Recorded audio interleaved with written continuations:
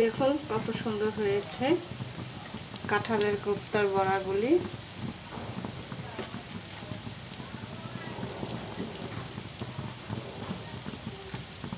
এটা হচ্ছে কাঁঠালের মদনা, আমি সেটা বড়া বানাচ্ছি।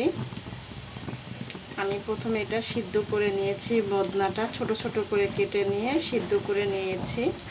সিদ্ধ করে নিয়ে তারপর আমি এটা স্টিলের গ্লাসের পিছনটা দিয়ে আমি আলু যেভাবে ভর্তা করে সেভাবে সেনে নিয়েছি। নিয়ে মিহিন করে এখানে আমি ধনিয়া কুচি, পেঁয়াজ কুচি, কাঁচামরিচ কুচি দিয়েছি এবং একটু জিরা ভেজে গুঁড়া করে দিয়েছি।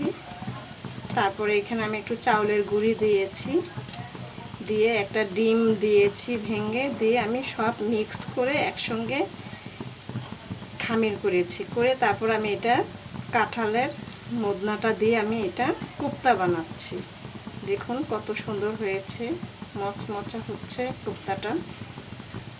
তো আপনারা এইভাবে বাসায় কাঁঠালের মদনাটা ফেলাই দেবেন না, এইভাবে খাবেন, ভালোই লাগবে খেতে।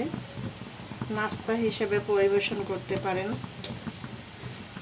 মেহমান আসলে, গেস্ট আসলে আপনারা এইভাবে খেতে দিতে পারেন, বুঝবেই না তারা যে এটা কি। দেখুন কত সুন্দর হয়েছে।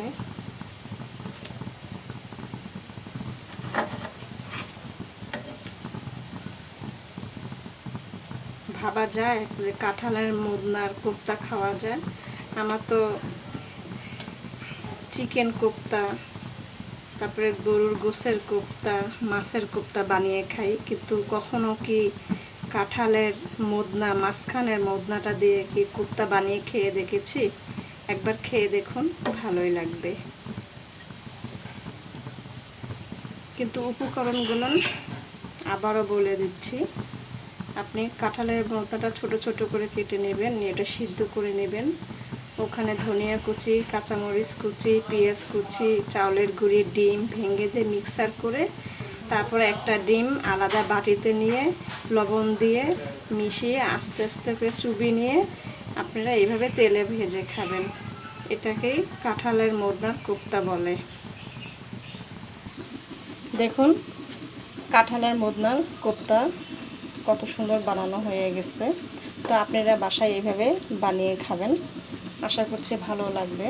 গরম ভাতের সঙ্গে খেলে ভালো লাগবে এবং নাস্তা হিসাবে খেলেও ভালো লাগবে। তো সবাই ভালো থাকুন, অসুস্থ থাকুন, এই কামনা দোয়া করে রেখে দিচ্ছি। আসসালামু আলাইকুম ওয়া রাহমাতুল্লাহি ওয়া বারাকাতুহু।